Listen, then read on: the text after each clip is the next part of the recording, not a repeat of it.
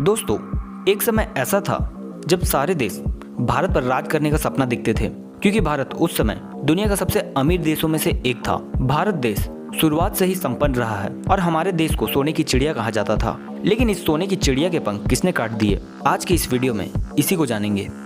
भारत शुरू से ही कृषि प्रधान देश रहा है और साथ ही मसाले, कपड़े, मूर्तिकला और लोहे का एक बड़ा निर्यातक देश भी। भारत मसालों के व्यापार में विश्व का सबसे बड़ा देश था। हर देश भारत के साथ व्यापार करना चाहता था।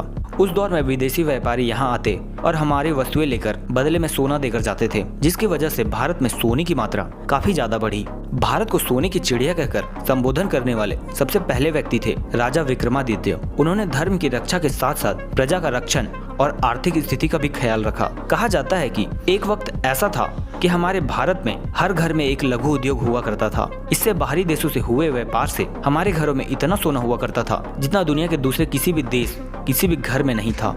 उदाहरण के तौर पर दक्षिण भारत के पद्मनाभम स्वामी मंदिर की हम बात करें तो वहाँ के कुल 6 में से 5 तहखानों में मिले खजाने की आज की कुल कीमत करीब 2 लाख करोड़ है, जिससे इस बात का अंदाजा लगाया जा सकता है कि उस समय के भारतवासी कितने अमीर रहे होंगे। स्कॉटिश इतिहासकार मार्टिन लिखते हैं कि वो भारत देश ही था जिसने दुनिया को कपड़ा बनाना और पहनना सिखाया। जब इंग्लैंड के निवासी जंगली जीवन बिताते थे तब भारत में सबसे बेहतरीन कपड़ा बनता था और दुनिया भर में बिकता था। हमारे नालंदा और तक्षशिला में उस समय दुनिया भर से विद्यार्थी पढ़ने आते थे। प्राचीन भारत में खगोल विज्ञान भी काफी उन्नत था। आज सारी दुनिया कोपरनिकस को सूर्य और पृथ्वी के बीच का अंतर बताने का श्रेय देती है। लेकिन आज ये बात पूरी दुनिया भी मानती है कि हमारे वेदों सहित कई प्राचीन साहित्यों में अचूक खगोल शास्त्र बहुत पहले ही बताया जा चुका है और कोपरनिकस से सैकड़ों साल पहले ही भारतीय वैज्ञानिक आर्यभट्ट ने पृथ्वी और सूर्य के बीच का अंतर बताया था।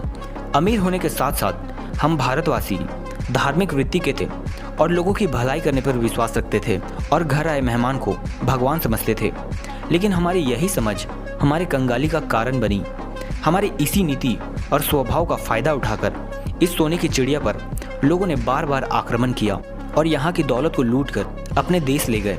मुगल काल में स्थिति और भी खराब हो गई और सोने की चिड़िया कहा जाने वाला ये देश कंगाल होने लगा। हमारा भारत भौगोलिक दृष्टि से तो परिपूर्ण था ही, इसीलिए हमें लूटने के साथ साथ लुटेरे यहीं बच जाते और फिर शुरू करते अत्याचार और धर्म का परिवर्तन का सिलसिला। फिर भी अंग्रेज के आने से पहले तक भारत की व्यावसायिक स्थिति मजबूत हुई थी, लेकिन व्यापार करने के बहाने से अंग्रेज भारत आए और आगे क्या हुआ ये हम सबको पता है।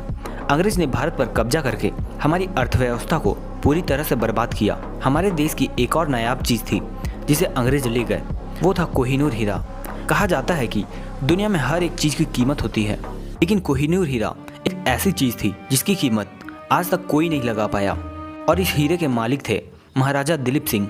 नेशनल आर्काइव्स ऑफ इंडिया के दस्तावेजों के मुताबिक वर्ष 1849 में ब्रिटिश और सिखों के बीच एक भयंकर लड़ाई हुई थी, जिसके बाद British governor general Lord Dalhousie और महाराजा दिलीप सिंह के बीच लाहौर का समझौता हुआ था, जिसमें कोहिनूर हीरा ब्रिटेन की महारानी को सरेंडर किया गया। कोहिनूर मिलने के बाद ब्रिटिश गवर्नर लॉर्ड डलहौजी ने ये कहा था कि कोहिनूर सदियों से भारत पर विजय का ऐतिहासिक प्रतीक रहा है। ऐसी बहुत सारी बातें हैं जिसे जानकर हमें भारतीय होने पर गर्व होगा, लेकिन ये सारी बातें चंद मिनट के वीडियो में बताना संभव नहीं। आज हमारा भारत देश संपत्ति के मामले में भले ही दूसरे देशों से पीछे है, लेकिन हमारे भारत के इस सुवर्ण इतिहास को जानकर हमें गर्व महसूस होना चाहिए और साथ में ये सपना भी हर भारतीय जरूर देखना चाहिए कि वो दिन जरूर आएगा जब हमारा भारत अपना खोया हुआ खिताब फिर से हासिल करेगा। अगर आप चाहते हैं कि यह वीडियो ज़्यादा से ज़्यादा लोग तक पहुँचे तो इसे लाइक जरूर करें और ऐसी वीडियोज़ देखने के लिए हमारे चैनल को सब्सक्राइब करें।